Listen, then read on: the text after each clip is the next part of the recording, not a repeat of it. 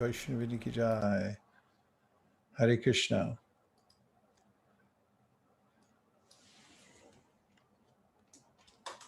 Welcome to ISKCON of Silicon Valley. We're delighted that you're here. Our main process in our Krishna consciousness movement is Shravanam, or hearing. There's transcendental sound vibration that's passed down through a chain of disciplic succession from one teacher to disciple, and it's been going on since the time immemorial. Actually, since a memorial time, it's at the beginning of creation. And this sound vibration is passed on in the correct mood, in the context of pure devotional service. And when this is received by a sincere person, it transforms the heart. The sound vibration itself is from the spiritual world, and it reminds us of our eternal nature, and it reawakens our desire for service. So when we come together in whatever medium it may be, for instance, now we've been nudged into this little Zoom arena because of the external circumstances in the world.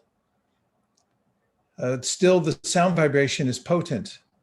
It doesn't matter where our physical location is. Otherwise, Bhagavad Gita itself would be invalid. Sanjaya spoke the Bhagavad Gita, but he wasn't even there. He was watching it on Zoom and passing it along. So the vibration itself was powerful. He had a mystic potency which was bequeathed to him by his guru, Srila Vyasadeva. And we've duplicated many of the mystic potencies through technology these days. So we're utilizing it. There's no difference because the sound comes through. And all the sounds that we hear. This meeting is being recorded. Do I have to repeat everything I just said now?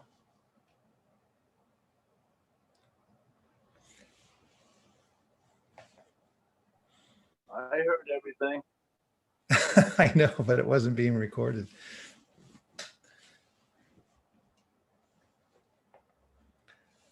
So let us embark on another session of hearing and chanting. Those who relish such things and grow accustomed to them become very fortunate in their lives. There's a natural benediction that comes from being patient and listening attentively to transcendental sound vibration. That is, that Krishna himself benedicts such a hearer from within and makes everything possible in life.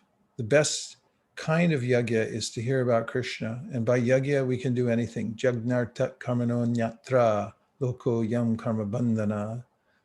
This is Krishna's statement in the Bhagavad Gita, that the universe was started and we were given the opportunity to make the most of ourselves through yajna. So we can cross over to the other side from the idea of trying to enjoy myself in this world to trying to please Krishna, and then we can be happy. One is undoable. The first is not possible because we can't fulfill our own desires. But if we fulfill Krishna's desires because we're part of Krishna, then naturally we'll feel satisfied. Because as the part and parcel, we're dependent on Krishna for everything. So we need to be worried that if we sacrifice for Krishna, that we'll lose. It's the opposite. If we don't sacrifice for Krishna, we'll lose whatever we are trying to enjoy separately. Right, Srivatsa? I could tell by the expression on your face that it resonated. What do you think? Just say yes.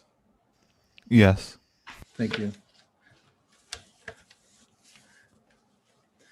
So let's start with some kirtan, and then we'll discuss Bhagavad Gita, chapter 13, verse number 22. And perhaps we'll move to 23 also, so 22 and 23. And now I'm switching over into past the Viraja into the Jamulus.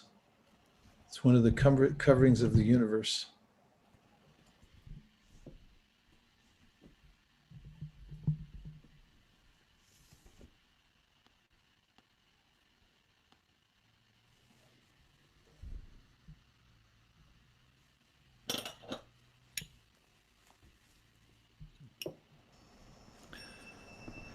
Namo Vishnupadaya Krishna Preshtaya Bhutale Sri Mate Bhakti Vedanta Swami Niti Namine Namaste Saraswati Deve Gauravani Pracharine Nirvishesha Shunyavadi Paschatya Deshatarine Jai Shri Krishna Chaitanya Prabhu Nityananda Sri Advaita Radhara Shivasari Gaura Bhakta Vrinda.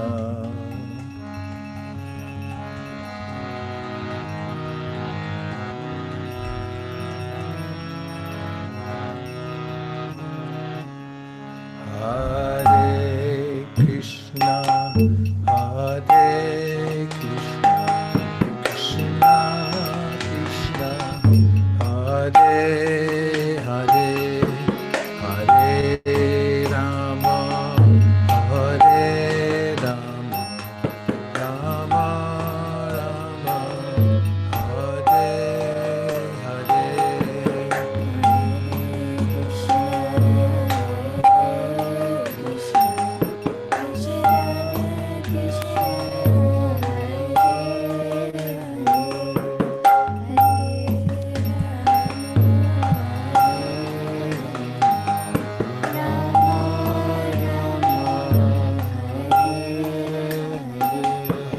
Hare Krishna, Hare Krishna, Krishna Krishna, Hare Hare, Hare Rama, Hare Rama, Rama Rama, Hare Hare. Hare Krishna, Hare Krishna, Krishna Krishna, Hare Hare, Hare Krishna, Hare Krishna,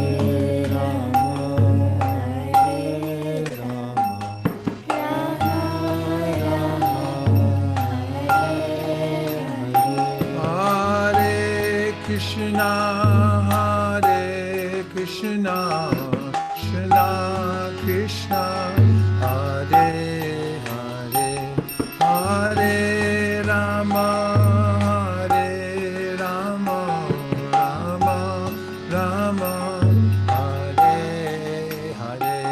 Hare Krishna, Hare Krishna, Krishna Krishna,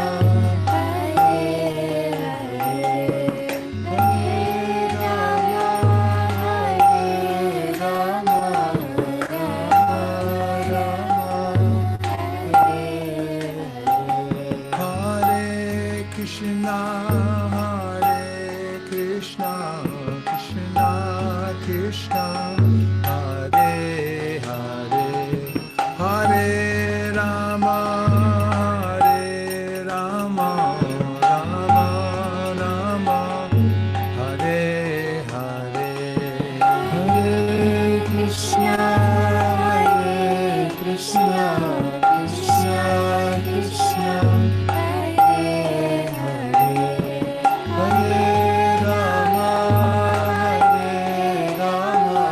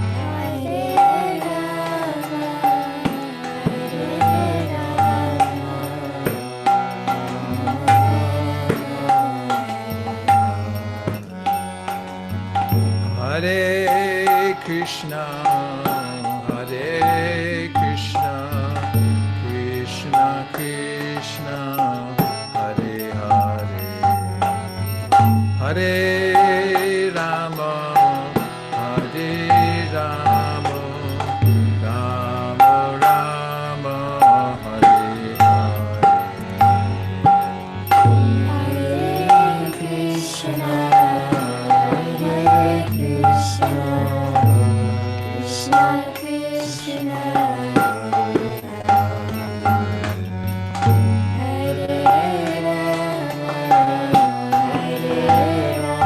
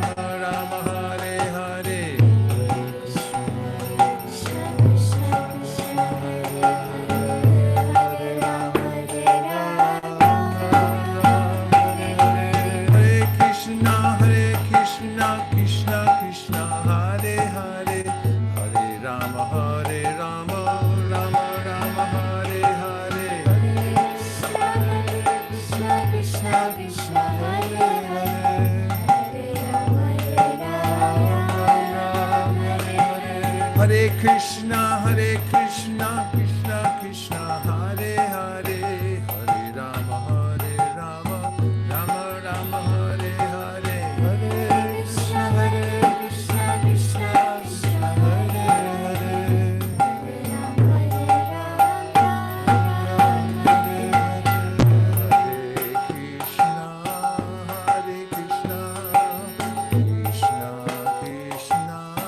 Hare Hare, Hare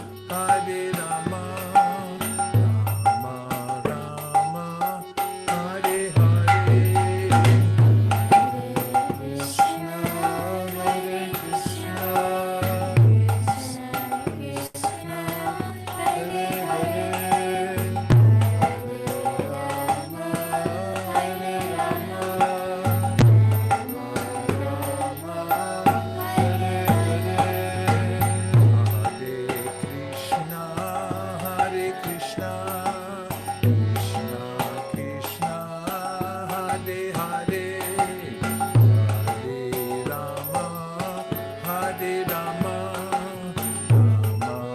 Rama Rama, Hare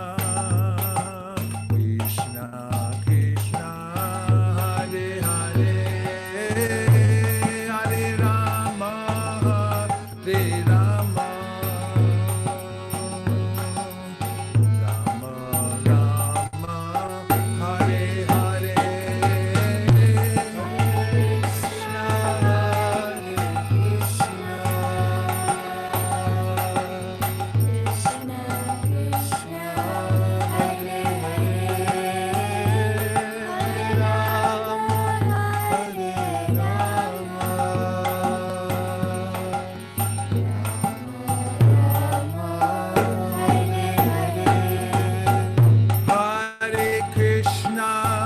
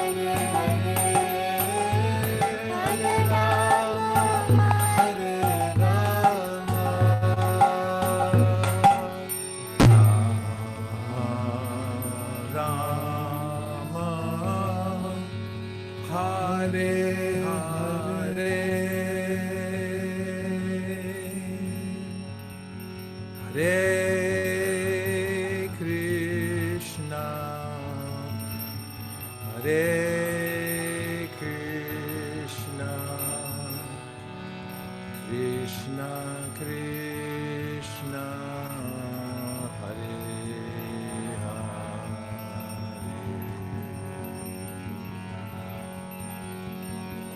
Hare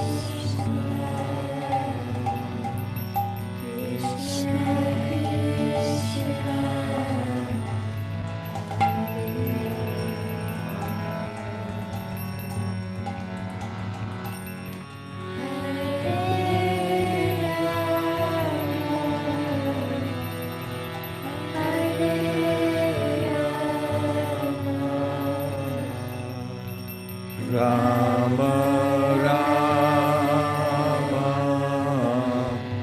Hare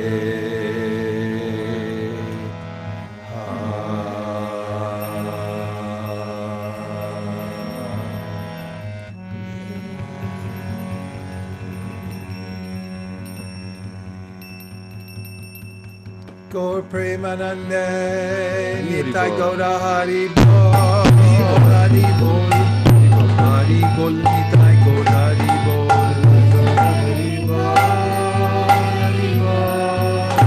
Hari Bol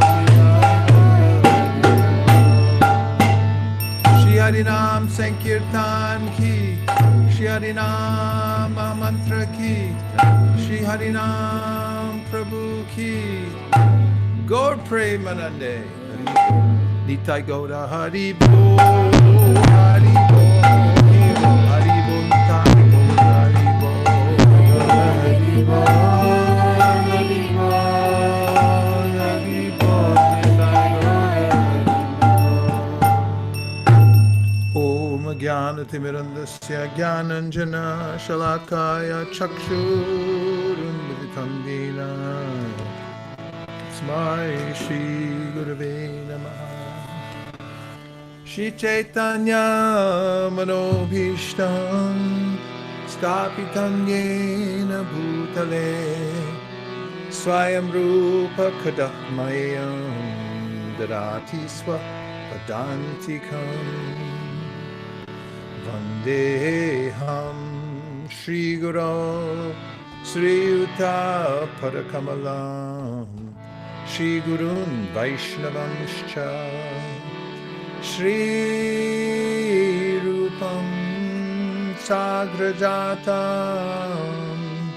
Sahagana Raghunatham Vitam Tam Sajivam Sadvaitam Sadvatutam Parijana Sahitam Krishna Chaitanya Devam Shri Radha Krishna Padam Sahagana Lalita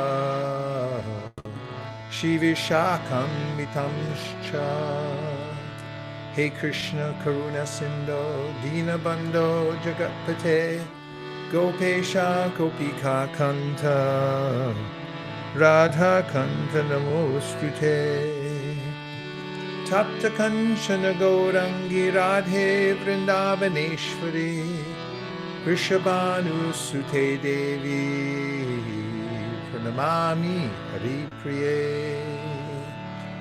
Vansha Kalpatarubhyascha Kripa Sindhubhya Evacha Patitanam Pavanebhyo Vaishnavebhyo Namo Namaha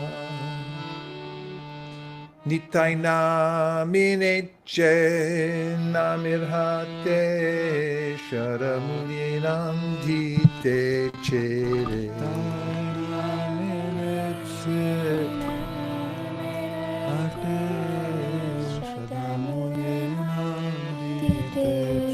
Nitai Namineche Namirhate Shadamuyenam Dite Chere Nitai Namineche Namirhate Shadamuyenam Dite Nitai Namineche Namirhate Shadamuyenam Dite Chere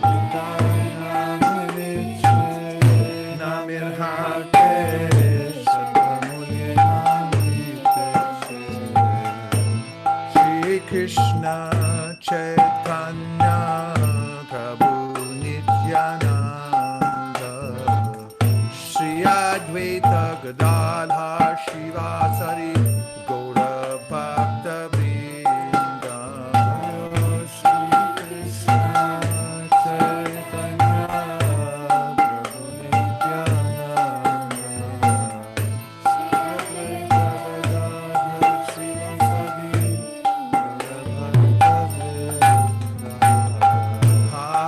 Krishna, Krishna Krishna, Hare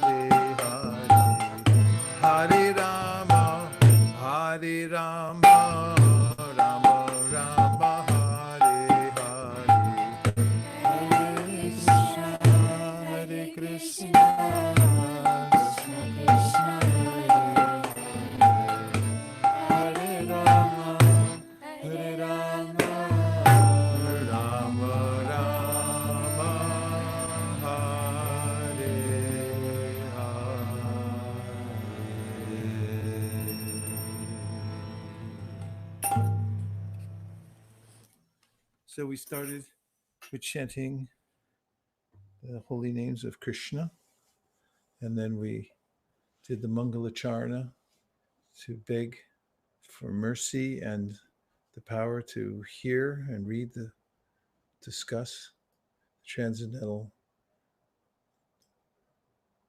literatures. And we're going to start with the Bhagavad Gita in chapter 13, text number 22.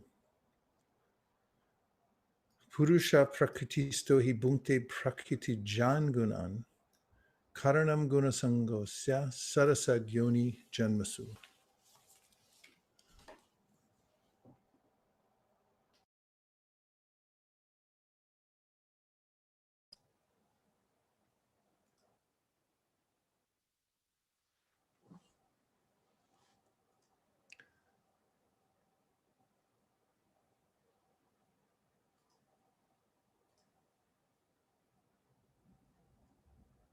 Purusha prakritisto hi bhunkte prakriti jan gunan karanam guna sangosya sarasadyo nijanmasu. Purusha means the living entity, although we're not actually Purusha in a sense, because Purusha means the enjoyer. In the context of being in the material world in this body, we're sometimes referred to, Krishna sometimes refers to us as Purusha, because we're trying to be the enjoyer. Prakrtista means being situated in the material energy. And that's a awkward situation for the soul to be situated. He's standing in matter, even though he's a living entity, is categorically different from matter. He certainly, bhunkte, enjoys prakriti jan, produced by the material nature, gunan, the modes of nature, karanam, the cause, guna sangha, the association with the modes of nature, asya, of the living entity, sarasat, in good and bad, yoni, species of life, janmasu, in birth. The living entity in material nature thus follows the ways of life, enjoying the three modes of nature. This is due to his association with that material nature. Thus he meets with good and evil among various species. Purport. This verse is very important for an understanding of how the living entities transmigrate from one body to another. It is explained in the second chapter that the living entity is transmigrating from one body to another, just as one changes dress. This change of dress is due to his attachment to material existence. As long as he is captivated by this false manifestation, he has to continue transmigrating from one body to another. Due to his desire to lord it over material nature, he is put into such undesirable circumstances. Under the influence of material desire, the entity is born sometimes as a demigod, sometimes as a man, sometimes as a beast, as a bird, as a worm, as an aquatic, as a saintly man, as a bug. This is going on. And in all cases, the living entity thinks himself to be the master of his circumstances, yet he is under the influence of material nature. How he is put into such different bodies is explained here. It is due to association with the different modes of nature. One has to rise, therefore, above the three material modes and become situated in the transcendental position. That is called Krishna consciousness. Unless one is situated in Krishna consciousness, his material consciousness will oblige him to transfer from one body to another because he has material desires since time immemorial. But he has to change that conception. That change can be effected only by hearing from authoritative sources. The best example is here. Arjuna is hearing the science of God from Krishna, the living entity. If he submits to this hearing process, will lose his long cherished desire to dominate material nature, and gradually and proportionately, as he reduces his long desire to dominate, he comes to enjoy spiritual happiness. In a Vedic mantra, it is said that he becomes learned in association with the Supreme Personality of Godhead. In a Vedic mantra, it is said that as he becomes learned in association with the Supreme Personality of Godhead, he proportionately relishes his eternal blissful life. It's particularly striking, the language here at the end of the purport, second paragraph, where Prabhupada mentions the long cherished desire to dominate material nature. And the way to overcome that, which is the cause of one's transmigrating from one body to the next, is to submit to the hearing process. And this is kind of a magical process. In fact, it's the main qualification for one to advance in spiritual life. To the degree that one is eager to hear, to that degree, one's advanced in the practice of bhakti yoga or Krishna consciousness. The three modes of material nature are the forces that organize this entire material creation and under which we find ourselves compelled to act in certain ways. As an example, I may have a proclivity to eat certain kinds of foods. And there are a list of foods that are categorized in various modes of nature. Foods in the mode of goodness are very healthy, they're pleasing, they're fresh, tasty. And the foods in the mode of passion are hot, burning, and the foods in the mode of passion are decomposed. They've been sitting around for a long time, and they're untouchable types of foodstuffs, foods that leave a bad impression within the mind because they come from, for instance, animals that have been slaughtered and so forth. And the modalities, as the example I gave with food, permeate all aspects of our lives. And in fact, our minds and bodies are made up of matter, and matter is all ruled by these three modalities. Everything that we see in the world can be classified in one of the modes of nature or a combination of the various modes of material nature. They're also called gunas. Gunas means literally a rope that binds us and pulls us in a particular direction.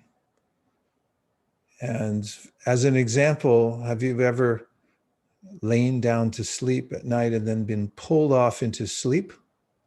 That's the guna of tamu gun, pulling you into sleep so that you can get some rest.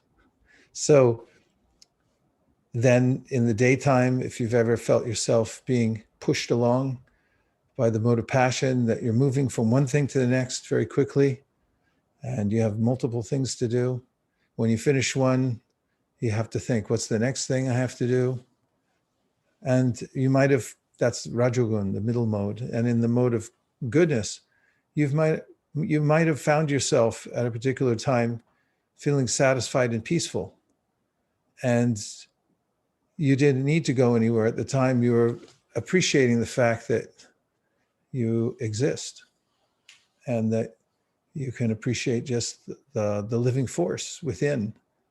And maybe you can appreciate that the world is unified through a powerful universal force. These are some indications of mode of goodness or sattva. And the modes are competing with themselves, with each other constantly. Sometimes the mode of goodness is prominent, other times the mode of ignorance, sometimes rajas. And until one transcends the modes of material nature, we're compelled to act in a certain way. By the dictates of the modes, we're dragged. That's what the modes of nature are. So How is it that one can become freed from the binding knots that we're tied to by the modes of material nature, the binding knots that tie us to material nature and that are called the modalities or the three modes of nature? There's a process, and it's to submit oneself to the hearing process, to hear about the spiritual world and hear about the instructions, hear the instructions given by Krishna and other people. Krishna is a transcendental person, other transcendentalists who have become freed from the modes of material nature. And by hearing, the sound vibration, which is a subtle element, enters the ears, and it helps to overcome these strong impressions we've picked up from hearing other kinds of sound from people who are in the modes of material nature. It's a day to celebrate, and it's also a goal to fix one's mind on, and that is to rise above the three modes of material nature and become free from the desire to dominate matter. As I'll repeat, Prabhupada says it's a long cherished desire to dominate matter. I've had it for many lifetimes. And when I come into this world, I have a kind of optimism about the world that maybe it'll work this time. And how can I position myself? I'm constantly moving from one position to the next, trying to get an advantage so that I can enjoy the material nature in some way. You may have driven up the 101 freeway and noticed on your way to Los Angeles that you'll see, oh, that's a nice town. What if we lived there? That would be nice. You go someplace, you think, oh, we could buy a little cabin there and we could live in the woods. We'd be so happy. But once you get there, actually, you're the same. Although you may be in a different place, you're the same person. You're in that place. You bring the same obligations that you had in other places. Of course, I'm not advocating that you don't move. Actually, I am. Please don't. But I'm just saying, wherever you go, you'll still carry with you your nature. That nature will compel you to act in a certain way. And the idea that I can move from one place to the next in this world, or I can get enough resources. I notice sometimes that people who have the profession of investing, what's his name? The elderly man who's been investing his whole life. Warren Buffett. I'll say it again. Warren Buffett. Yeah, Warren Buffett. Warren Buffett, of course, he lives in a modest house, but still, how much money do you need after you get past, I don't know what past, I'm not going to name a number because it's relative for different people. David Vrata doesn't need more than a dollar in his pocket to get a toothbrush every couple of years, but others might need $1 million to send their kids to school. So the investors, they make money and then they make more money and make more money. And they forget that actually I'm under the modes of material nature, but there's an underlying desire that if I have enough resource, namely money, then perhaps I'll be able to get comfortable here in the material world. Or even a deeper seated desire that maybe I can overcome death. I want to protect myself. So in the very beginning of the Bhagavatam, the Srimad Bhagavatam is the quintessential teachings of Bhakti Yoga. It's the postgraduate study or the graduate study of the Bhagavad Gita. And in it, the teacher, Shukadeva Goswami, he's so renounced that he renounced the world even before he came out of the womb. This is the story of Shukadeva. He was in the womb and he wouldn't come out. He said, I'll become attached. And then his parents couldn't convince him, so Krishna had to come and tell him, you can come out. You'll be protected. But he wasn't taking any chances, so when he came out of the womb of his mother, he took off for the forest. He didn't want anything to do with connections to the family or even taking the Upanayanam, the ritual. The father gives a mantra to the son. He just left, and his father was calling out after him. He was so detached that when he was going to the forest, he went past a pokor where there were young women bathing. And as he walked past, although he was naked and they were bathing naked, they didn't bother to cover themselves because they could judge from his countenance that he didn't have, what's that called? Man gaze.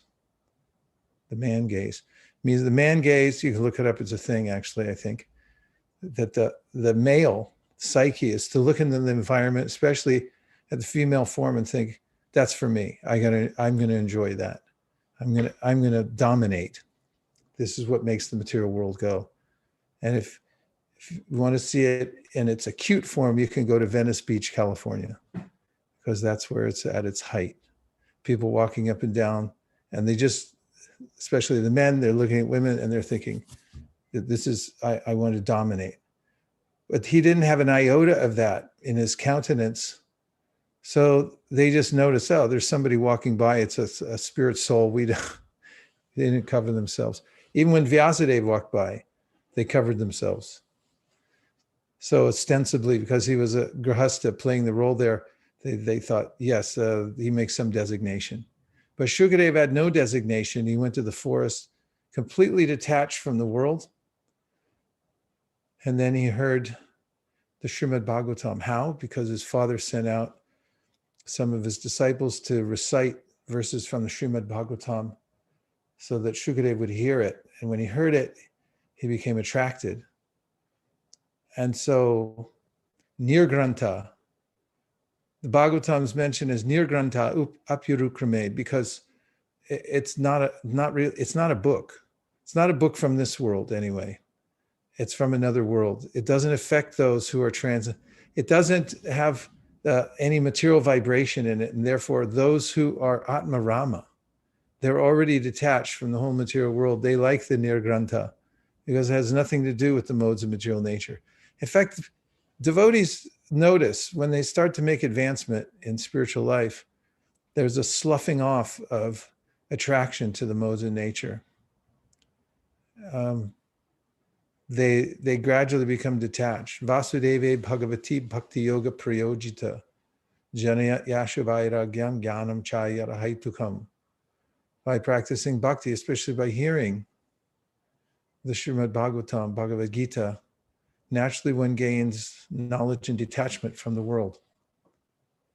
And so Shukadeva showed the process of spiritual life by coming back, hearing the Bhagavatam, and then he became the perfect speaker of Bhagavatam because he was no longer interested in the material world.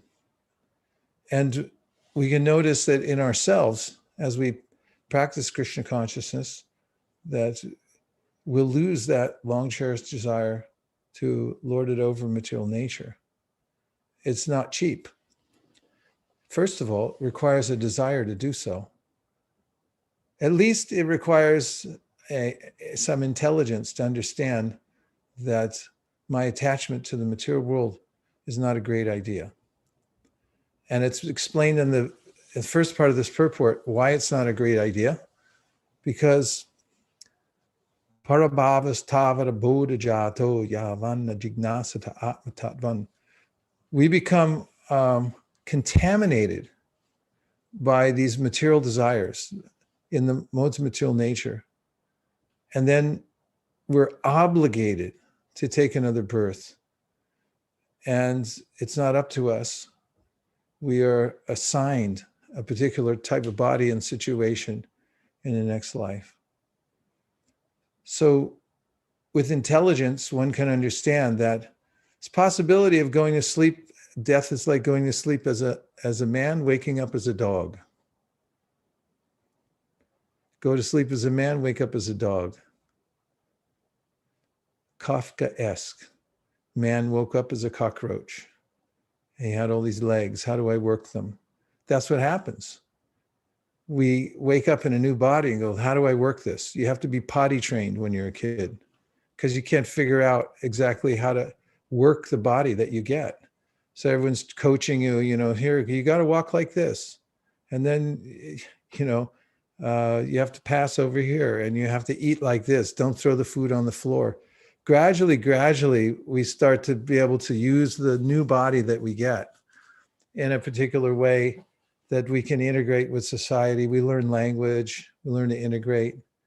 So the Bhagavatam says all this learning of the human body is not for then trying to entangle yourself more. Kamasya nendriya pritya labo jivete yavata jivasya tattva jignasya narto yasheha karmavi. Never use the opportunities that you have from the human body to try to get more sense gratification. Use them for hearing. Inquire, ask the question, ask more questions, and then find yourself a little perch where you feel comfortable, where you can sit and hear. A safe environment in which you can hear and discuss. And if you can get the association of those who have heard a lot and have discussed a lot and have done a lot of yajna, you'll find that they have this natural detachment from the material world. And they also have insights and many pertinent answers to the questions that arise between every line. Even in Srila Prabhupada's books, we'll have many questions. What about this? What about that?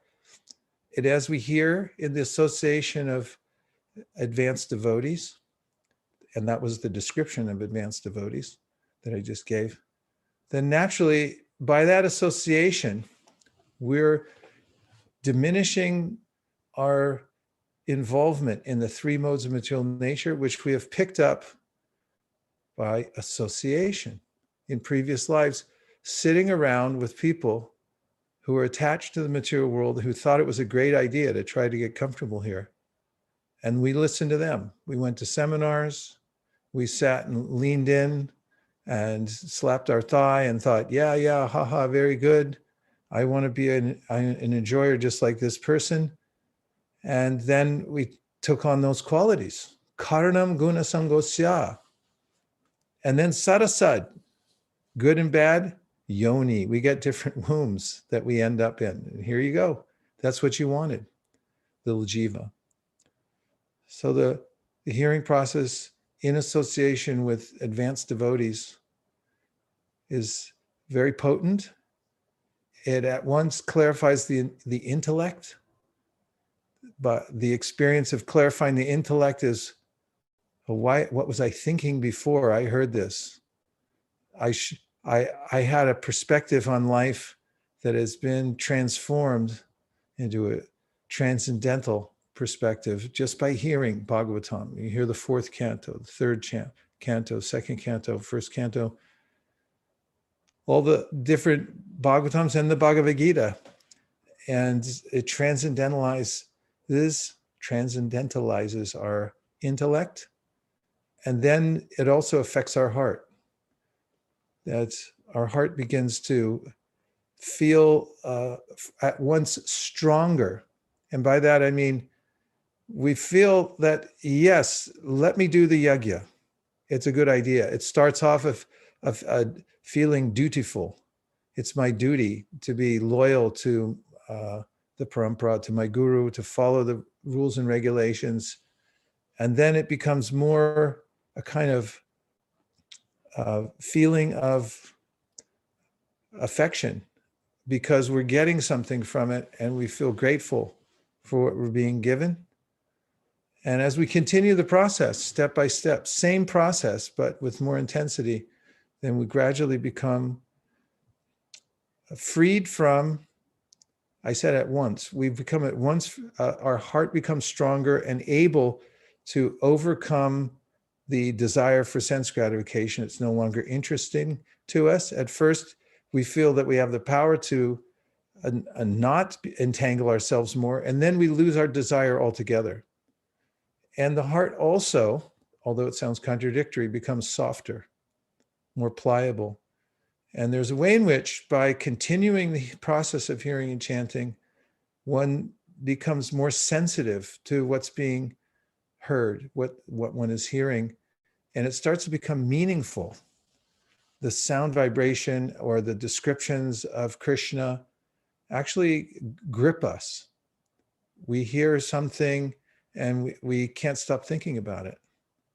Tanama rupa charitari sukirtananu smrityo kramena rasana manasini yoja tishtam vraje tananuragi jananugami kalam nayed akilim itupadesha sara. The essence of all advice from the Upadeshamrita is that one should organize one's life around this principle of hearing and chanting, and then gradually one becomes enamored of the sound vibration. That's a good sign. And what is a sound vibration? It's describing the eternal associates of Krishna in Vrindavan, as an example. And one becomes charmed by them and eager to emulate their kind of devotional service. All this happens by the association of the transcendental sound vibration.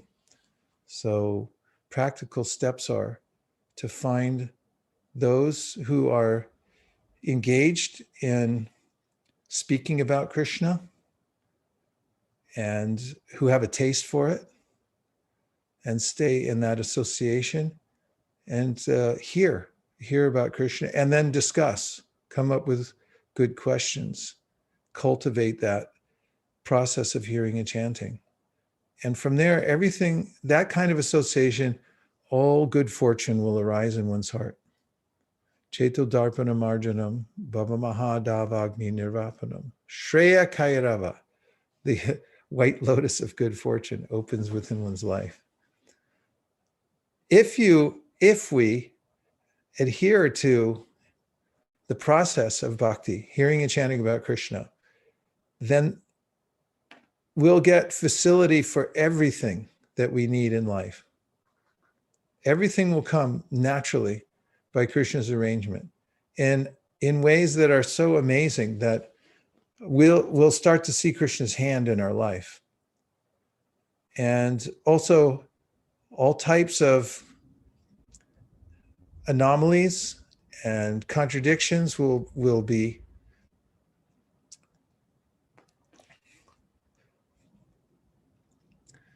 justified.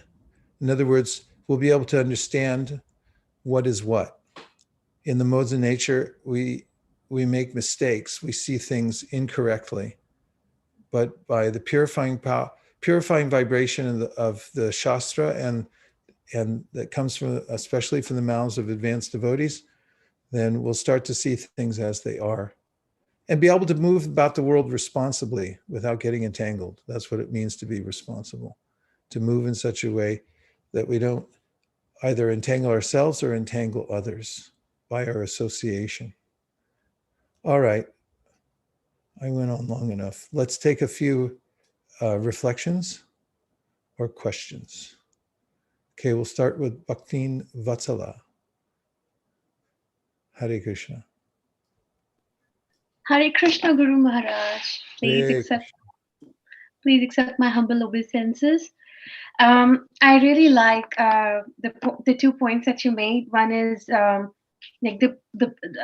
we must not use the body for sense gratification. The real and the correct use of the body is to inquire submissively about about Krishna, about our existence. Where am I coming from?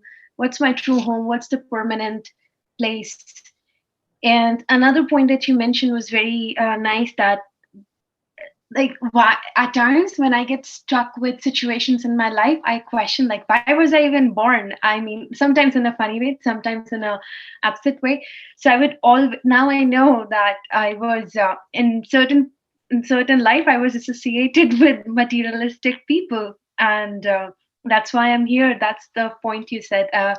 Having an association of a person who is gratifying their senses or are stuck in materialistic world, I would be coming back. So I really like these 2 points. Thank you so much. Hare Krishna. Hare Krishna. Yes, if we position ourselves so that we're in good association, then we'll naturally advance in devotional service, especially if we learn how to take advantage of that association. As Krishna describes in the Bhagavad Gita, there's ways of taking advantage of advanced devotees.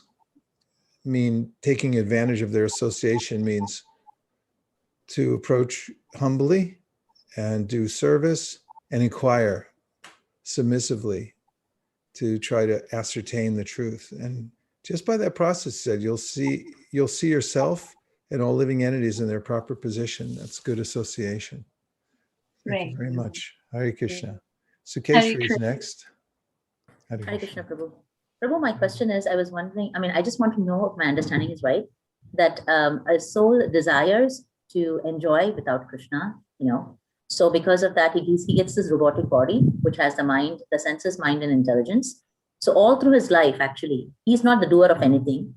And just the mind will keep getting exposed to different kinds of modes. So it will act according to the modes it's exposed.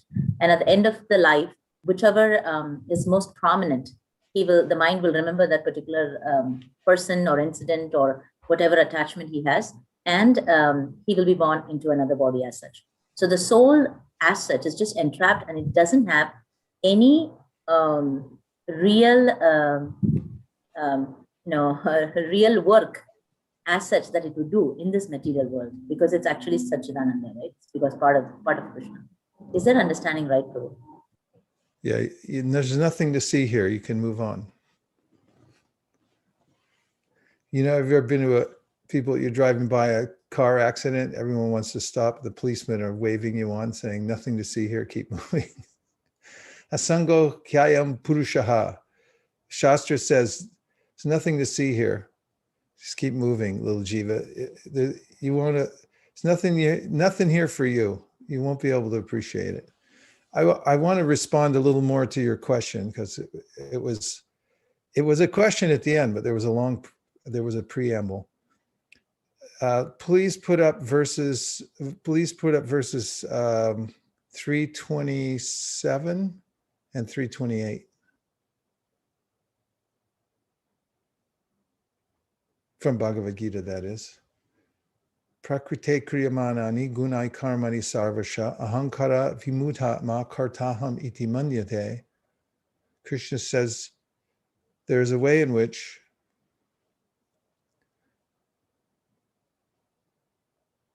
that's 13.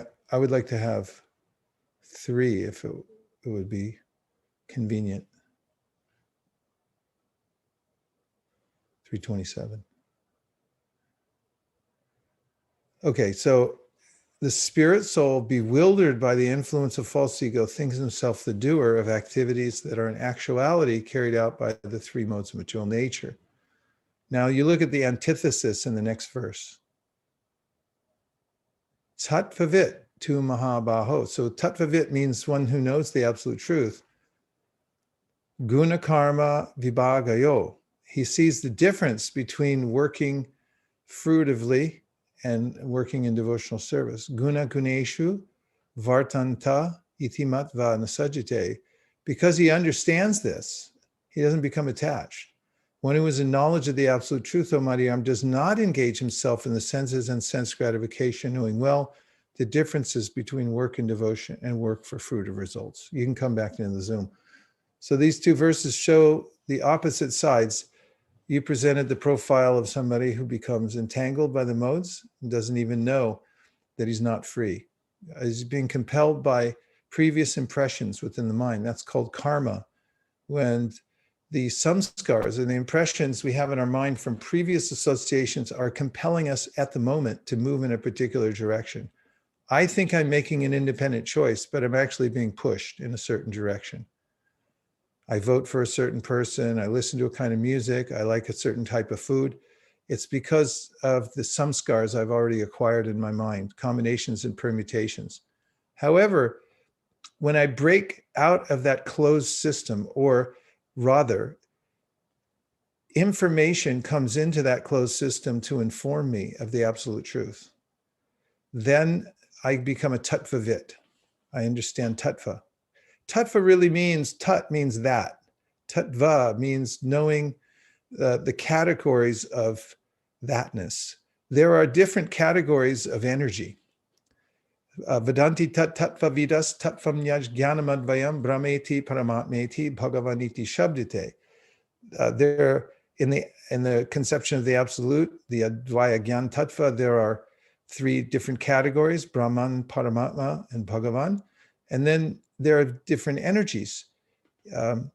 We hear Vishnu Shakti Para Prokta, Kshetra Gyakya Tata Para, Avidya Karma Sangyangya, Tritiya Shakti Rishite. The energies in general of everything are divided into the category of, yes, there's the internal energy, the external energy, and the marginal energy, or the living being who can live in either the internal or the external. These are categories. When we say tattva, we know the difference between internal and external energy. Most people have no idea that there is a difference between those. So part of becoming self-realized is to learn tattva. What are the categories of existence, of energies? And what are the different effects? Anyarevahur vidyaya, anyarahur avidyaya. Iti shushumadhiranam yenas tadvidachakshire. There's a difference in the kind of knowledge that comes from the category of the material world and that of knowledge that comes from outside the closed system, from the spiritual world. There are different effects. Anyarevahur sambhavad, anyarahura sambhavat. This is Sri Upanishad, by the way. Iti shushumadhiranam yenas tadvidachakshire. So when I shout these verses, some pundits, please put them in the chat box for anyone who's looking them up and wants to know where they are. Thank you, pundits. There's hundreds of you online there today. Yes? Yes? So if we know tattva, then we become tattvavit. We know tattvas. We know the different categories. We know the difference between myself and God. There is a God, I'm not him. That's important. We also know that material nature is foreign to us. That's important. All sambandha gyan. We know I have a relationship with Krishna, with God. And I also know about the three modes of material nature. I know all the tattvas. So even when we get to the spiritual world, or into the category of spiritual knowledge, there are combinations, there are various categories of information of tattva, called tattva. Rasa tattva, bhakti tattva, jnana tattva. All of these tattvas are important to know. So we learn them from hearing. And when you become tattvavit, tu mahabaho guna karma vibhagayo guna guneshu, then you become free. Because then you can you can override the impressions you're getting from previous samskars. Impressions are samskars, that's redundant. So you're able to overcome the compelling forces that are pushing you to go in a certain direction because you get this knowledge. But besides knowledge, we also need a taste. And if we have a taste for something higher, Krishna says, Vishaya vinivartante nirahara siddhehina rasavarjam rasopyasyat param jishva nivartate. Then we don't even have the last vestiges of any proclivity to act in the modes of material nature. We've got a higher taste. Then we're coming into the safe side. So anyway, I hope that answers the last part of your question. And the next, Prabhu, please. Hare Krishna. Hare Krishna. Hare Krishna. If it's possible, can you please read from Srimad Bhagavatam 11:13, 9 to 10, the last paragraph of the purport, if possible? Yes, we can do it. It's possible. We have the technological know-how and the will. That's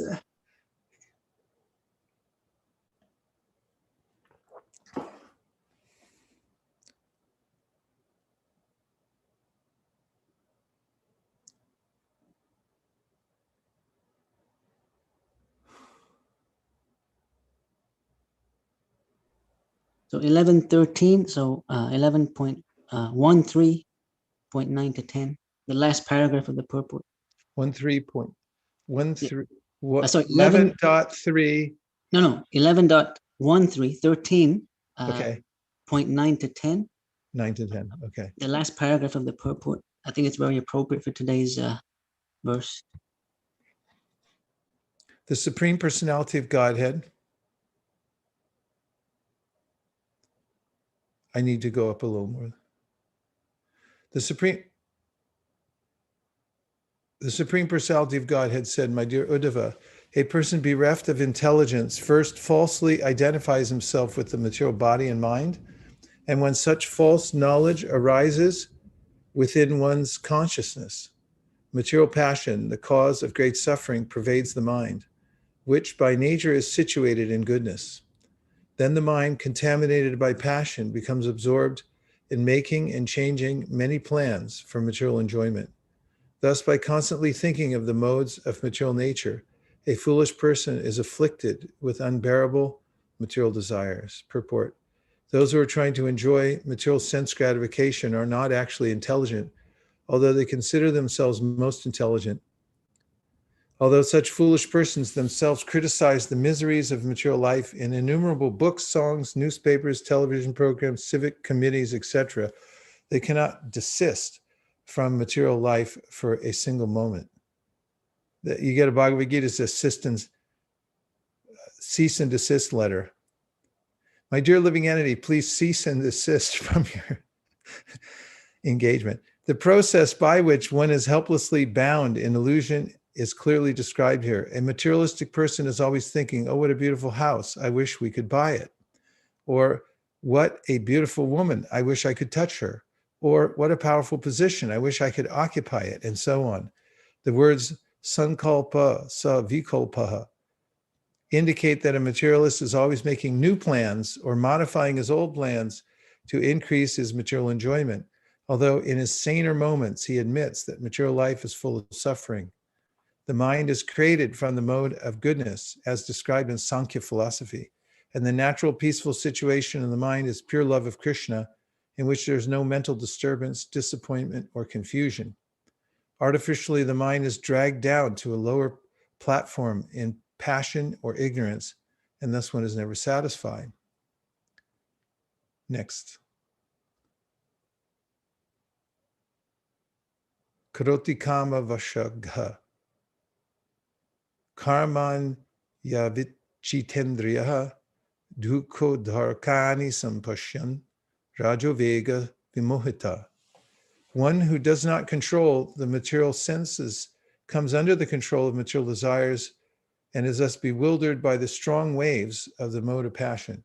Such a person executes material activities, although clearly seeing that the result will be future unhappiness. Rajas tamobhyam yad api vidvan vikshipa dhi puna atandrato mano yunjan dosha drishtir nasajjate. Although the intelligence of a learned person may be bewildered by the modes of passion and ignorance, he should again carefully bring the mind under control. By clearly seeing the contamination of the modes of nature, he does not become attached. Apramato nuyunjita mano mayarpayan chanai anirvinno yatakalam jitta shvasho jitasanaha. A person should be attentive and grave and never lazy or morose. Mastering the yoga procedures of breathing and sitting properly, one should practice fixing the mind on me at dawn, noon, and sunset, and thus gradually the mind should be completely absorbed in me. very nicely. Thank you, Prabhu. That gave a fine tuning to the whole process. Very helpful. Did somebody write it in the chat? Let's see. Where's all their pundits writing stuff in the chat box?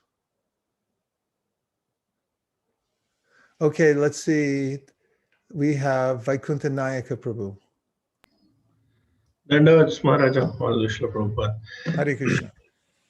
The key takeaway for this lecture would be from a Kafkaesque body to an all-fortunate body. That is my key takeaway. Actually, when you gave the reference to Kafka, I was really surprised. When I first heard of Kafka long back, I thought, what a stupid story. A person just wakes up in the morning and finds himself as a cockroach. But now when you are giving the reference to Kafka, I feel that, okay, how similar my stupidity has been, that, okay, I'm suddenly born and into a particular body, and my situation is very much similar. Right? So if you could kindly elaborate a bit on this Kafkaesque situation and our situation, how it is similar, that will help. Go to sleep as a man, wake up as a dog. Those words shocked me one day when I was driving, listening to Prabhupada lecture, and he was having a conversation with Vishnu Jana Maharaj and a couple others, and they were talking about how, actually Vishnu Jana Maharaj was saying that they were going to some carnivals, and they claimed they had some machine where they could remove a man's head and then put it back on again, and he would live, and things like that.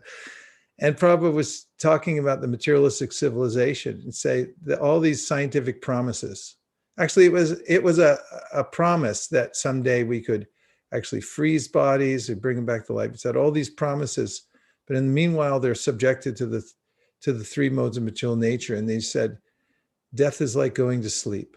And he said, materialistic people, they go to sleep as a man, wake up as a dog. And just that statement really shocked me, because just think of the implications. I mean, it's the scariest thought. You know, you're out of control, you don't get to decide, and then you're assigned something. And, you know, it's a precarious situation. Prahlad Maharaj points this out in his prayers, Srivatsa's favorite prayers from the Bhagavatam. He likes that 9th chapter, 7th canto. And in there, it's mentioned that Prahlad Maharaj says, my Lord, I'm not afraid of you. Everyone's afraid of you. You're roaring. But what I'm afraid of, Trastosmaham Kripana Vatsala Dushahogra. He says, I'm afraid of falling back down again. Nishpijamanam upakarsha vibo prapanam. I get caught in this wheel of the material nature and be reabsorbed into there. So it's a very dangerous, very scary situation and precarious. Look at Bharat Maharaj. You can read that story and see he was in a great position, but then he became absorbed in a deer. He transferred his affection to a deer. He didn't have proper association. He was all by himself. Don't go to the woods. Stay in the association of devotees. They can pull you out of it. And then he became a deer, and he remembered he was a deer. Literally went to sleep as a man, woke up as a deer. And he was repentant like anything, so much so that he was sober enough when he took his next birth as Jad Bharat that he said, I'm not touching anything. You know those shops you go in, your mother tells you, don't touch anything now. Don't you touch a thing. You're going to break it. You touch it, I have to buy it. And if we touch anything in this world, we have to buy it.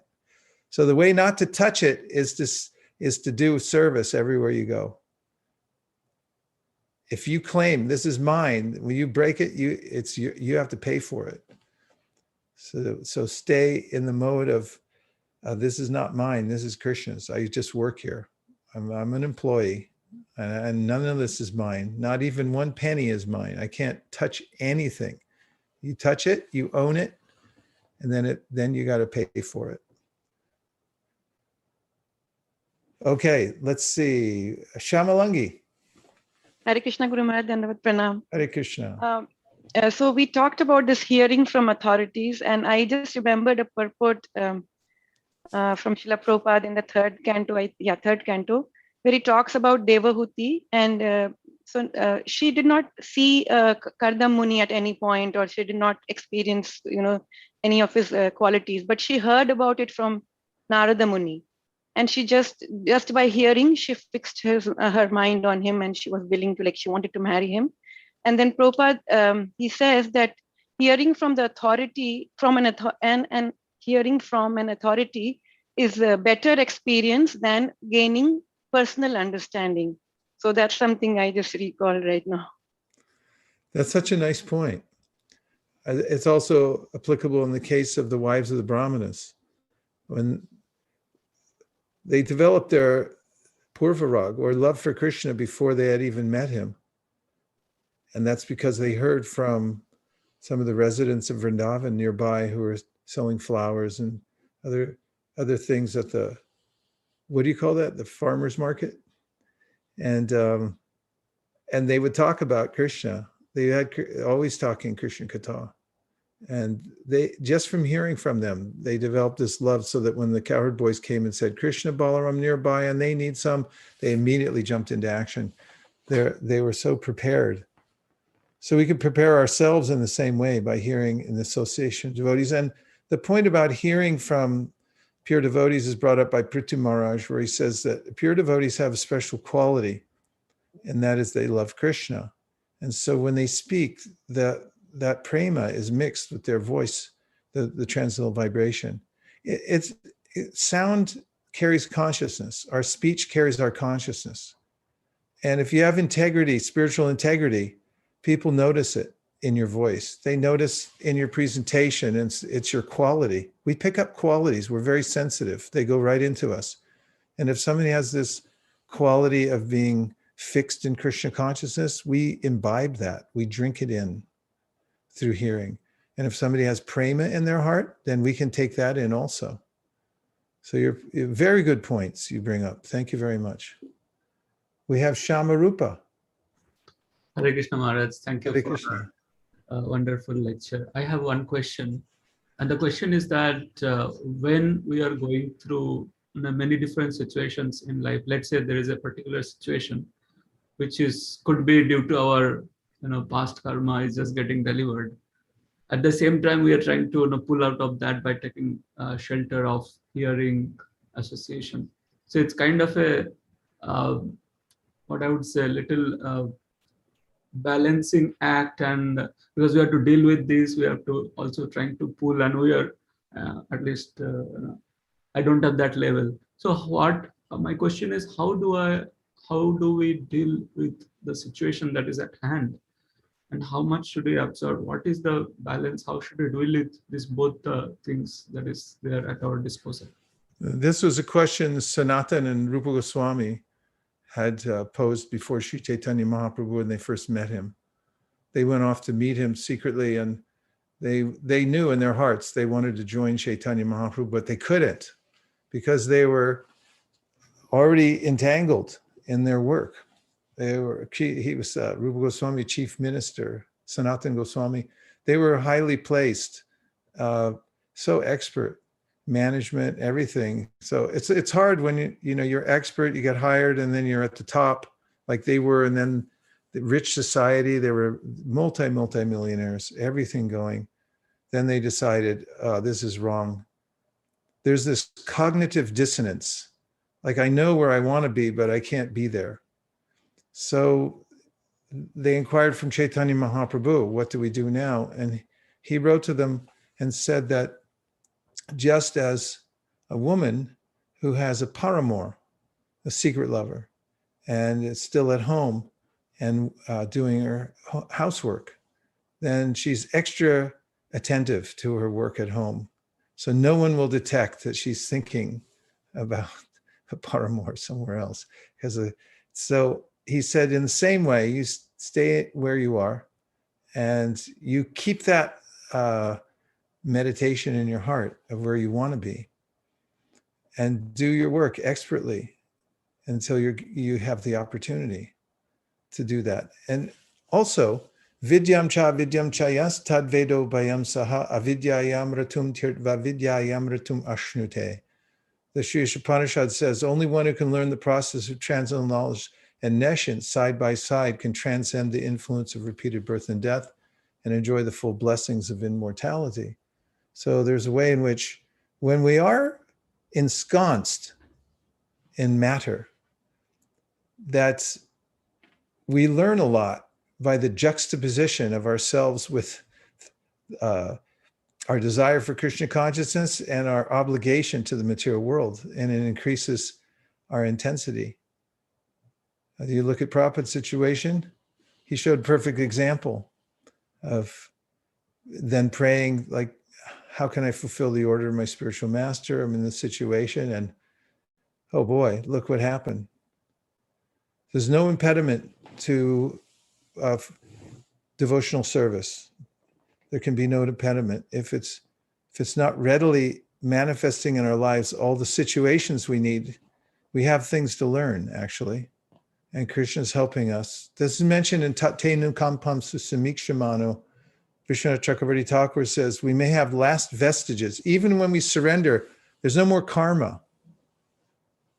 But it's actually Krishna's hand in our life, and he's giving us some kinds of obstacles to help us overcome the last vestiges of our attachment to the material world.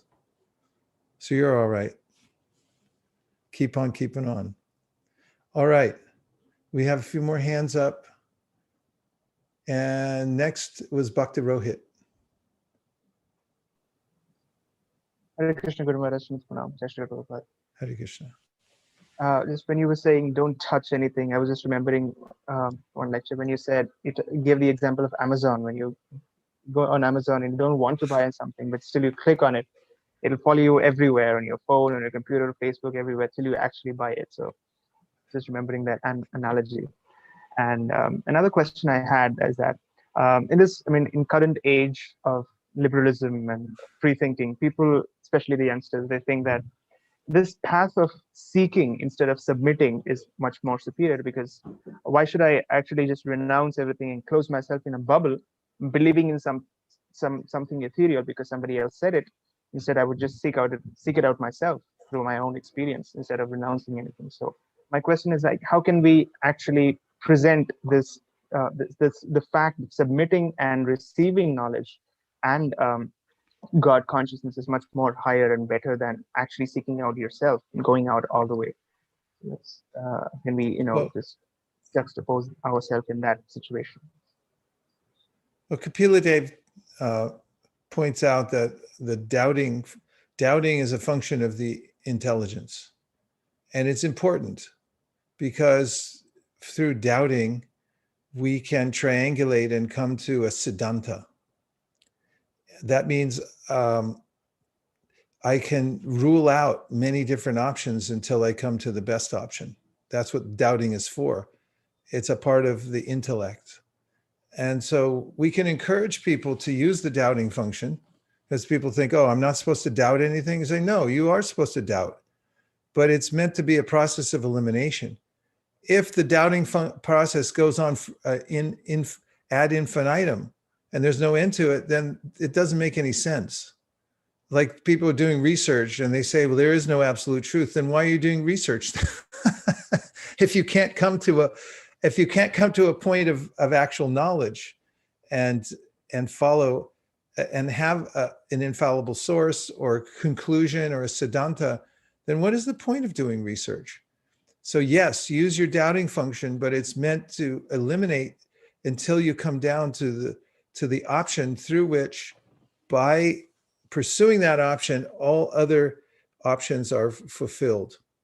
And this is even what scientists attempt to do. Like Einstein, it's probably apocryphal, but his girlfriend said, like, why don't you write stuff down? He said, because I only have one idea.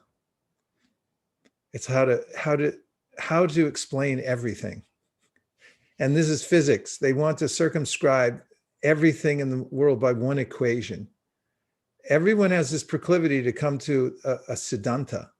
That's what knowledge means. Otherwise, why take it up? it's just an entertainment. It's just hobby. That doesn't make sense. So yes, use your doubting facility, but then use it to come to the point of understanding what's the best. So in Chaitanya Charitamrita, the author, Kaviraj Goswami says, yes, you use your intellectual capacity to try to understand the mercy of Sri Chaitanya Mahaprabhu. Then you'll be completely satisfied. Okay, we have Vrindavan Sundar. I'm looking at the hands in the participants in the order they are. Is that the correct way to do it? Shri Antariksha, we need technical help. Yes. Vrindavan Sundar, please go ahead. Hare Krishna Maharaj. Hare Krishna. So Is that Sadhu Vrindavan? yeah, this is Sadhu. I forgot to change my name. Okay. You were talking about how Bharat Maharaj, how he went to the woods, and then he got attached to a deer, and then in his next life he became a deer, and after that he became Jada Bharat, and then eventually went back to Godhead. But then I was thinking that of a verse. I was reading the first canto recently, and in a verse it said that even if a devotee who's doing devotion service falls down it'll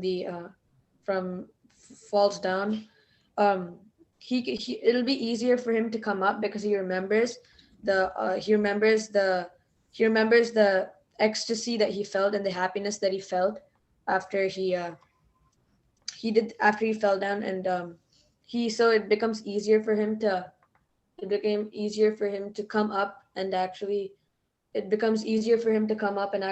start practicing devotional service again, because even Jada Bharat, after he became a deer, he remembered his past life, and after the deer he became Jada Bharat, and he eventually went back to Godhead. So I was just thinking about that point.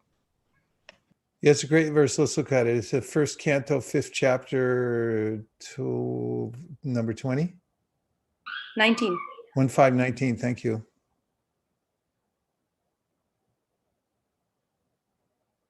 Pundits, please put it in the chat.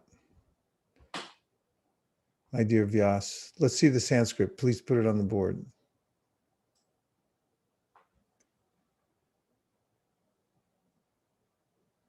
Hare Krishna, Hare Krishna.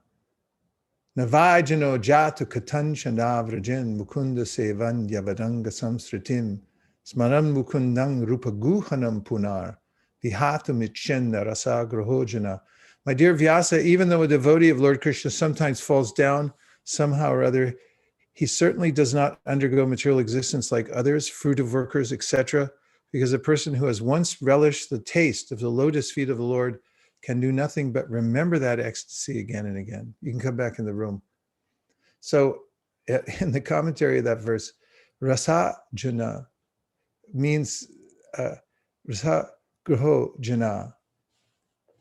He's haunted by the ghost of rasa. In other words, the taste of Krishna consciousness. You're sitting there chanting and you're thinking, oh, I'm missing this for many lifetimes, and it's so happy. And then somehow you stray from Krishna consciousness, but that taste is like a ghost that haunts you.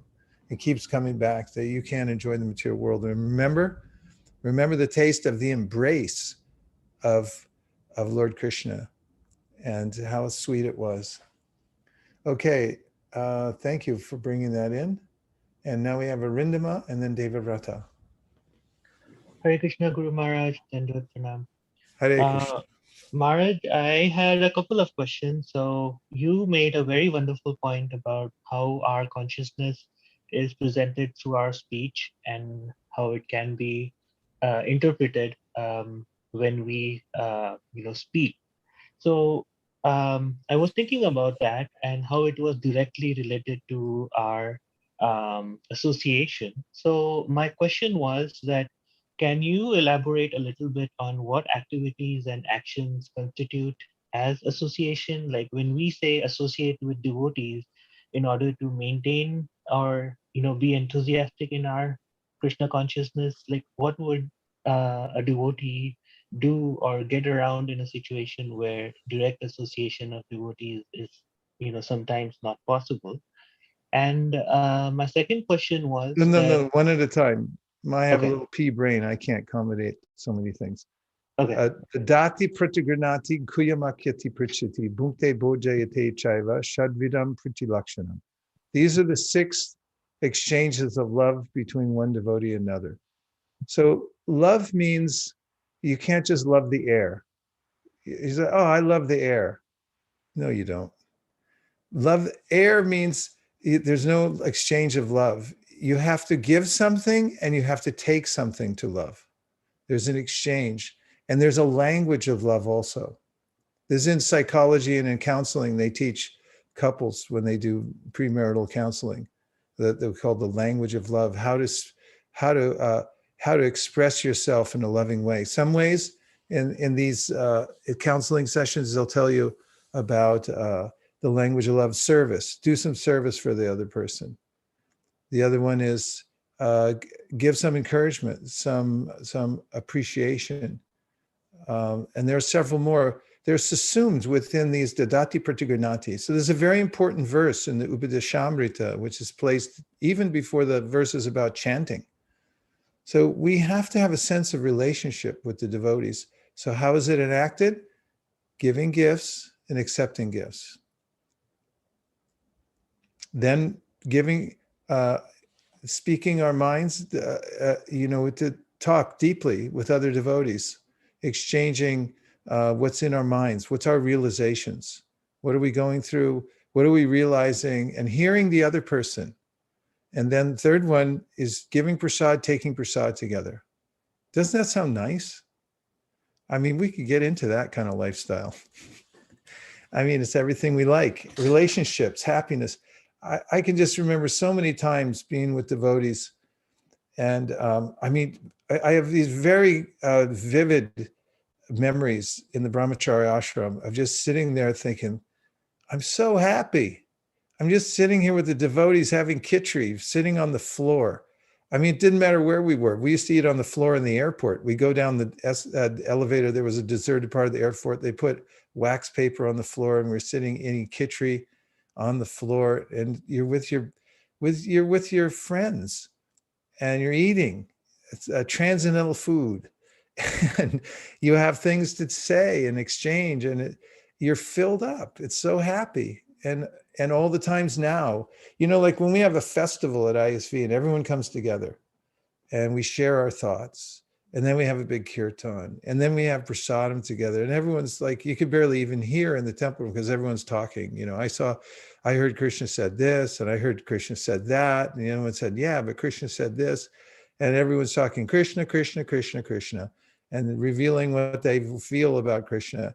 And then everyone walking home feel like, I'm okay, everything's fine, doesn't matter, the world just got blown up somewhere here, there. I mean, it's like you're transcendental to the 3 modes of material nature. So dadati pratigranati. Second question, Prabhu? Yes, Maharaj. So we were talking today about maintaining the correct association so we don't get attached to material things, and in turn that would affect our next birth. So I was just reading the Gita today, and Krishna says that in the 18th chapter, the 7th verse, where he says that if we do not do our prescribed duties and renunciate that, then that renunciation would be considered as renunciation under mode of ignorance. So how would that be true here? Well, elsewhere he says, if you give up your duty because it's inconvenient, that's in the mode of passion. And if you don't do your duty at all, it's in the mode of ignorance. So I'm not sure what your question is. Fact is that as far as your worldly duty is, it's according to necessity. I mean, you have to live in the world, and therefore Prabhupada writes in one of his purports, as far as how you get your livelihood, he said you should be inventive. Be inventive. Figure out a way to get through it, to stay afloat in the material side without getting so tipped over that you can't do your spiritual practice. That's the best. If you can, and if you're in some occupation, even as you're working, he writes also in the 18th chapter of the Gita, and he quotes the acharyas, And that is, you should be offering that work to Krishna, saying, I'm doing this on your behalf. So if you have a service to do, a bona fide service, and you have the adhikari to be engaged full-time service, and you don't have no other necessity, then that's okay. But the fact is that most people don't. A lot of people, quit their jobs prematurely or something like that, and then try to, like, I'm just going to hear and chant all day, and next thing, sleeping or whatever. And even, sometimes devotees go to the Dham and they just all stay in the Dham. You still have to have service there. Otherwise, there's plenty of people in the Dham, they'll talk nonsense to you, and really heavy nonsense too. I mean, there's around Vrindavan, there's all kinds of people who know Sanskrit, and they'll start telling you, this, that, the other thing, about your sampradaya, about Mayavad philosophy, blah, blah, blah. So wherever you go, there you are. So basically, stay safe by having a service wherever you are. You have to be engaged in service. That's the main point. And if you're connected to that and you offer your work as service, then you can stay in a transcendental position. That's preliminary. I can answer more later for you. Prabhu. Thank you, Maharaj. Hare Krishna. Hey, David Vrata, we finally made it to you. Hare Krishna, Maharaj. Hare Krishna. You made a point about my toothbrush, but from time to time, I need money to go to the Dham too. Yeah, that's important. We used to call it the IRF, India Relief Fund. So I was just thinking about this point you were making about, making Krishna Katha like the center of our life, and how Krishna arranges everything to facilitate that. And I was just thinking of the verse, Ananyas Chintayanto Mam Yejana Payupasite Tesam Nitya Biyukta Mam Yogakshema Vinamyaham. That, Krishna, he provides what we lack, and maintains what we have and provides what we lack. So, initially it may not seem that everything is there that we need in order to facilitate the hearing and chanting, but at least the intention is there to fix hearing and chanting as my number one priority in life. I've noticed personally in my life that Krishna made like miracles happen in order to expand that desire, in order to expand that facility. And it's really, really amazing. And I'm reminded of this quote that a devotee told me. He said it's from Bhaktisiddhanta, but I haven't verified it, but nonetheless, it's nice. It says that one who puts everything in God's hand sees God's hand in everything. And so I was just appreciating this point in a relationship to making the center of our life Krishna Katha, and how Krishna provides all the facility in order to expand that vibration. I was just remembering how in Mayapur, when I first went there with you, we were reading in this little room in the Vaishnava Academy. It's just me, you, and like the RVC Brahmacharis. And then like 2-3 years later, we were sitting in the top floor with 10-20 devotees all reading Srimad Bhagavatam together, and how Krishna had expanded the facility in order to expand that vibration. Thank you, Guru Maharaj. Sanatan Goswami did it. He called in sick. He told his boss, I'm not feeling well. I can't come in. So his boss sent the doctor down there after a few days because he said, I need him. What's going on? Find out how sick he is. So he went down there, and there was 20 Brahmins sitting there. And and Sanatan Goswami was orchestrating this discussion about Srimad Bhagavatam. So the doctor went back and said, he's not sick. He's reading Bhagavatam.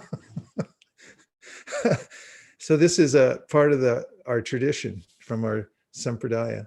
Find a place where you can hear and chant. Read Prabhupada's books. Bhagavatam, Chaitanya Charitamrita, Bhagavad Gita, and Nectar Devotion. Prabhupada said at least these 4 are most important. Go through them really carefully. You get solid footing in Krishna consciousness, especially if you discuss amongst the devotees. And if you can get an association that's more advanced than yourself, then you make rapid advancement. If you're the smartest one in the room, you're in the wrong room. Dhanavari, please go ahead. Thank you, David Vrata Prabhu. Good to see you. Hare Krishna, Guru Maharaj. Please accept my humble obeisances. Thank you so much for a wonderful class as always. I have one reflection and one question. Okay. I like so many points, but I'm going to share the one you say that we carry our nature no matter where we go, and we try to move our position differently, and because we want to enjoy, and it is so true, and I experience all the time, and then I feel like, oh, why did I even go there? And so I really like that point. And my question is, you mentioned Karanam Guna Sangotsya point, we pick on someone's quality, and so my question is, when devotees get into like association that is not good or whatever, and then we say that we pick up bad association, but can they also pick up good association from devotee too, right? I just, my understanding, to just check my understanding, somebody asked me a question and I couldn't answer, so it made me think that, is it right? How is that right? How do I answer and understand that? 1975, we were in Vrindavan. And did you know, I don't know if any of you knows it, but Prabhupada opened a bank. He opened a bank right where the guest house is now. Actually, right around where they have the Bhagavad Gita classes at night. That used to be a bank. And so we were all there with Prabhupada when he opened it. And there was a group of us around, and Prabhupada was opening the bank there. There was a bank teller in there and everything. He was inaugurating. So he turned around and he told us a joke. You want to hear the joke? Okay. Yes. So Prabhupada said, so there was a man and he heard that money attracts money. So he went into the bank and he put his money on the counter. And then the teller behind the thing said, so how can I help you? He said, I heard that money attracts money. So I brought this here. I put it on the counter. And the teller picked up the money and put it in the till. He said, yes, but in this case, our money has attracted yours. Thank you very much. That was Prabhupada's joke. So there's a way in which, yes, we can give good association, but make sure you're up for it. Because if you go out into bad association, but you're not strong enough, then you can be waylaid and affected by that association. Now, when we were going on in Sankirtan, somebody started a rumor that when you're on Sankirtan, if you're shaking hands, not that many people do it anymore, especially during the pandemic, but we used to shake everybody's hand. That was part of our routine, shake hands, shake hands, shake hands. And somebody started this rumor that we were taking on people's karma by shaking hands, might even be in a letter. And Prabhupada responded to that. He said, no, you're preaching. You're protected by the divine energy. You're going out to give association, not to take it. So if we fortify ourselves and we're doing our service, especially if we're protected by good association, then we can give association. That's why we do the outreach. People get association of devotees all the time. Knock, knock, they're at the door smiling, and they're bringing that same energy from the temple, from their bhajan, and people pick it up and they get affected. But if we get into other kinds of association and we don't heed Chaitanya Mahaprabhu's instruction when he was asked, what is a Vaishnava? And he said, Asatsanga tyage Vaishnavachar. A Vaishnava is someone who avoids bad association. We have to be careful, because if we get drawn in, actually you can even get turned around. People get radicalized. We have to be careful that, someone will start you should criticize devotees. It's a good idea. That's how you really get advanced, is you start criticizing the devotees as hard as you can, as that way, it proves that you're more advanced, whatever it may be. Or they get attached to some cause, some mundane cause. There's all kinds of mundane causes one can get attached to that relate to worldly activities. And then, they present that. This is all in a purport in the Gudicha temple. Srila Bhaktisiddhanta Saraswati names dozens of mundane causes that one can get absorbed in. And even, he said, devotees can pick these up. And then they're the weeds.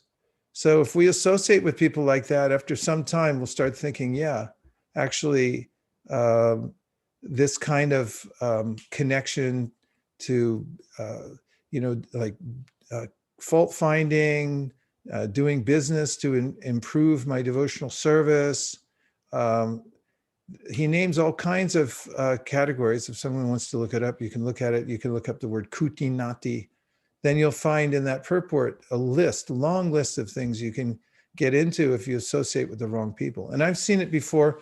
Devotees wander off. They go sit with somebody who starts criticizing their sampradaya and the whole process of Krishna consciousness, or one aspect of the philosophy. And then next thing you know, they become turned around and they feel what they were in love with before, now they're inimical towards. This is called being radicalized. So we're little tiny jivas. You have to be careful and protect your creeper and put a fence around it and make sure. It doesn't mean we ignore everybody and everybody else is a demon, but it means you have to be a little careful until you're really strong. And when you're really strong and you can move about the world, you should still be careful. And Prabhupada writes about this in the Bhagavatam. He said, this is one of the principles of Krishna consciousness. You should always be careful. The minute you think, I can't fall down, you're finished. The minute you think I'm liberated, I can take liberties because I'm liberated and I'm better than everybody else. My preaching method's more effective. Everything about me is good. Then next thing you know, you're gonna have some discordant vibration that's not Trinada Pisuniche now. Look at the top devotees. They have dainya, extreme humility. All of the devotees that Narada interviews in the Brihad Bhagavatamrita all claim that they're not qualified.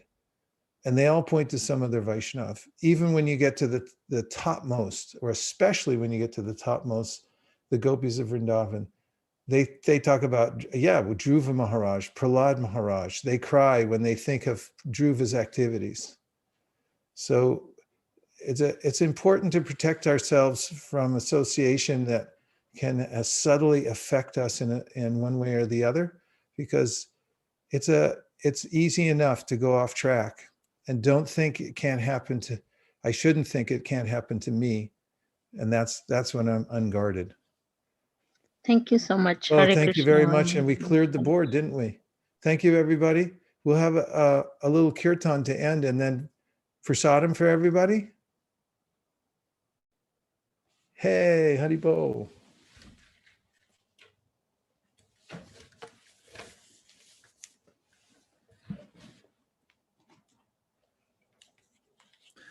Is there a possibility to save the what's in the chat for like the verses that you wrote down, Manjula Kanta? If we could preserve those, that would be good. We need a paper trail to prove that we are busily engaged in Krishna Katha, in case we get audited. Yep, here's all the verses.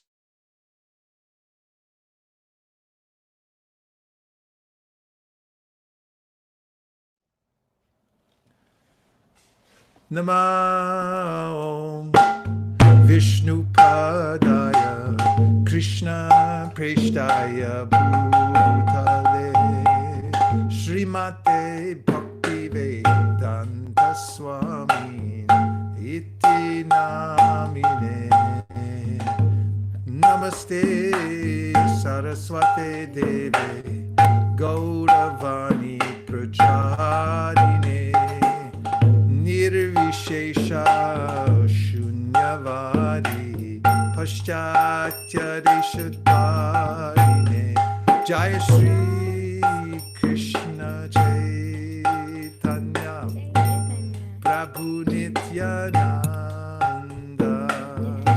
Sri Advaita Gadadhar Shivasari Gaur Bhakta Vrinda.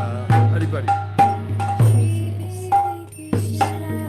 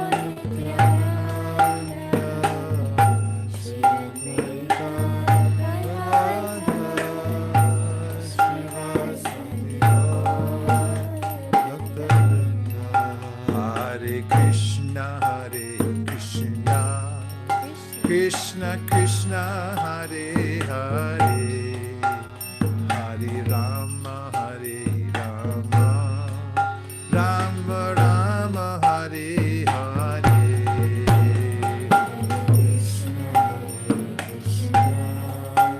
Krishna Krishna Hare Hare, Hare Rama Hare Rama, Rama Rama Hare Hare. Hare Krishna Hare Krishna, Krishna Krishna Hare Hare, Hare Rama Hare Rama, Rama Rama Hare Hare. Hare Krishna Hare Krishna, Krishna Krishna Hare Hare, Rama Hare Rama, Rama Rama Hare Hare.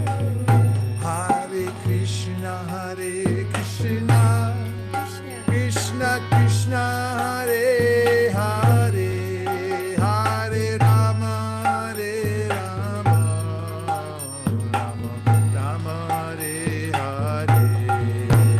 Hare Krishna Hare Krishna, Krishna Krishna Hare Hare, Hare Rama Hare Rama, Rama Hare Hare. Hare Krishna Hare Krishna, Krishna Krishna Hare Hare, Hare Rama Hare Rama, Rama Rama Hare Hare. Hare Krishna Hare Krishna, Krishna Krishna Hare Hare, Hare Rama Hare Rama, Rama Hare Hare. Hare Krishna Hare Krishna, Krishna Krishna Hare Hare, Hare Rama Hare Rama, Rama Rama Hare Hare. Hare Krishna Hare Krishna, Krishna Krishna Hare Hare, Hare Rama Hare Rama, Rama Rama Hare Hare. Hare Krishna Hare Krishna, Krishna Krishna Hare Hare, Hare Rama Hare Rama, Rama Rama Hare Hare. Hare Krishna Hare Krishna, Krishna Krishna Hare Hare, Rama Hare Rama, Rama Rama Hare Hare. Hare Krishna Hare Krishna, Krishna Krishna Hare Hare, Hare Rama Hare Rama, Rama Rama Hare Hare. Hare Krishna Hare Krishna, Krishna Krishna Hare Hare, Hare Rama Hare Rama, Rama Hare Hare.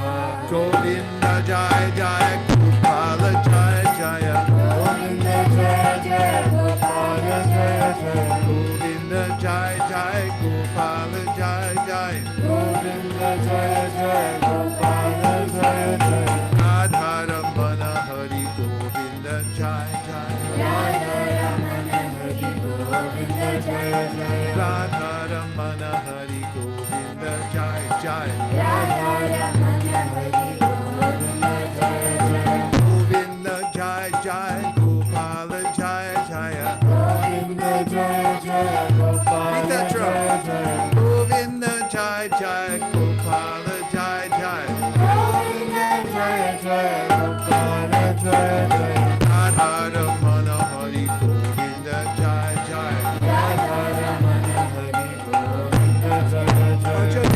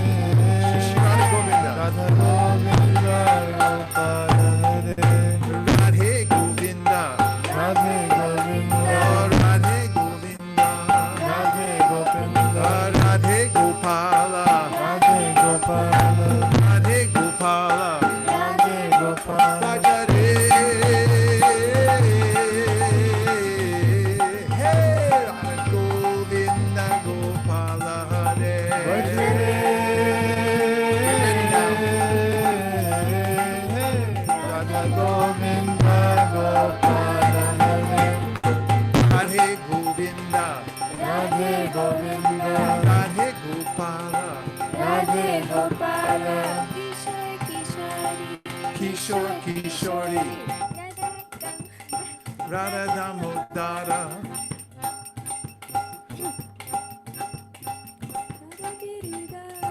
Radha Giridhari, Radha Gokulananda, Radha Gokulananda, Radha Shama Sundar, Radha Shama Sundar, Radha Kunja Bihari, Radha Kunja Bihari, Radha Landanishwara, Radha Landanishwar, Gandharvika Giridhari, Gandharvika Giridhari, Radha Nila Madhava, Radha Nila Madhava, Radha Bhakti Bihari, Radha Banki Bihari, Radha Madhava, Radha Madhava, Radha Ramana, Radha Rama, Radha Gokulananda, Radha Gokulananda, Bhajare, Radha Govinda Gopala Hare,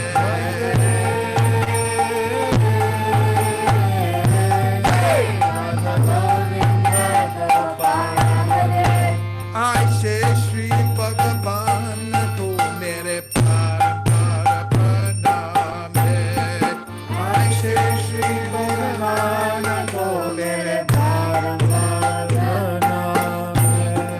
Aise Shri Jnana Shyam ko mere para pranam hai. Aise Shri Ghana Shyam ko mere pranam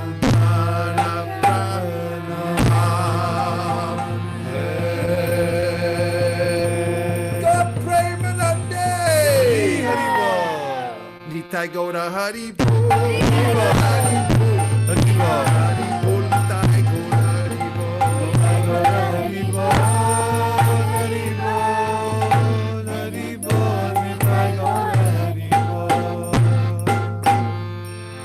Jai Om Vishnupad Paramahamsa Parivrajagacharya Stotar Sati Shishi Mara Bhai Charanara Vinda Bhakti Vedanta Swami Maharaj Srila Prabhupada Ki Jai Om Vishnupad Paramahamsa Parivrajagacharya Stotar Sati Shishi Mara Srila Bhakti Siddhanta Saraswati Goswami Maharaj Ki Ananta Koti Vaishnavinda Ki Namacharya Srila Haridas Thakur Ki Prem se kaho Shri Krishna Chaitanya Prabhu Nityananda Sri Advaita Gadadhara Shivasari Gaura Bhaktivinoda Ki Shri Shri Radha Krishna Gokopina Shyamakunda Radhakunda Giri Govardhan Ki Shri Vrindavan Nam Ki Shri Mayapur Nam Diktam Ki Shri Jagannath Puri Dham Ki Tulsi Devi Bhakti Devi Ki Shri Muna Devi Ganga Devi Ki Samveda Bhaktivinoda Ki. All glories to the assembled devotees. Hare Krishna, All glories to the assembled devotees. Hare Krishna, All glories to the assembled devotees. Hare Krishna, Gaur Premanande Haribol. Namaste Narashimhaya. Namaste Narashimhaya, Lalada Dadaine. Hiranyakashipur Vakshaha. Hiranyakashipur Vakshaha, Shiratanka Nakalaye. Nishingha Parato Nishingho. Yato Yato Yami Tato Nishingha. Vahir Nishingorege Nrishingo. Nrisingha Mading Sharanam Prapadye. Om Namo Bhagavate Narasimhaya. Namaste Jase Ahiravya Bhava. Vajranaka Vajradamshra Karmashayan Radaya Tamo Grasa Grasa Om Swaha Abhayam Abhayam Atmani Vishta Om Shrav Vagisha Yasya Varane Lakshmir Yasya Chavakshasi Yasyaste Hridaye Samvit Tam Nashingam Maham Bhaje Prahlada Hridayadadam Bhaktya Vidya Vidaranam Sharad Indura Chimande Parindra Varanam Harim Shri Nishingyadi Dasya Sime Kaman Param Stam Varadarshava Kamanam Hridayasroham Bhavatastu Hrinevaram Shri Nishinga Jai Nishinga Jai Jai Nishinga Praladesha Jayatma Uttapadma Bringa Om Namo Bhagavate Tubhyam Purushaya Mahatmane Hare Buddha Simhaya Brahmane Paramatmane Ugrokyanugravayam Subhaktanam Rikeshari Keshari Vasavotana Anyesham Ugra Vikramaha Tavakara Kamala Marena Kamadutta Shringa Davitairannakashi Putaru Bringa Keshapadrita Nadahari Rupa Jajagadisha Hare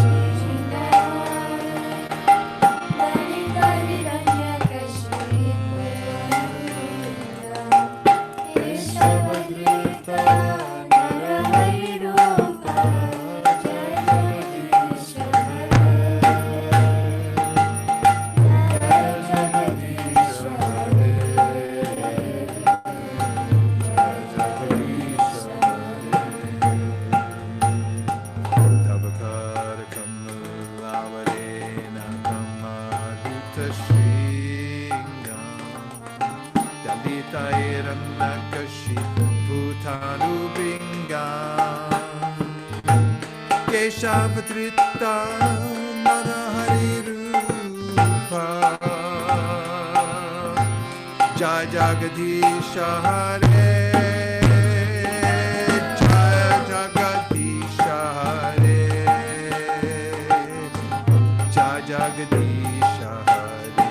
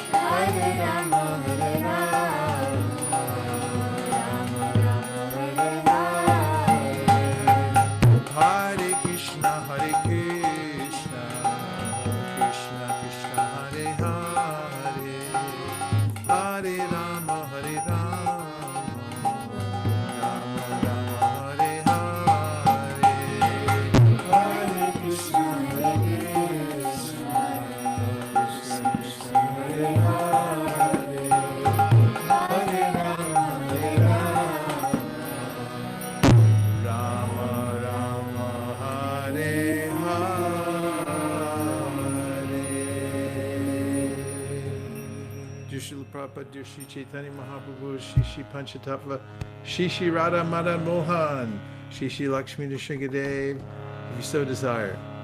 Please empower all of us to have a taste for Krishna Katha always, and to give us the wherewithal to spread it all over the world to please your lordships. Thank you very much for considering our request. Everyone who would like to see the fulfillment of these prayers in their own hearts by the mercy of Krishna manifest very quickly, please raise your hands high in the air and say, Hare Krishna. Hare Krishna. Hare Krishna. Hare Krishna. Hare Krishna. Kripa Sindhaveva Chapatitana Pavanibhyo Vaishnavebhyo Namo Namaha Nantakoti Vaishnaviniki Jai Gaur Premanande.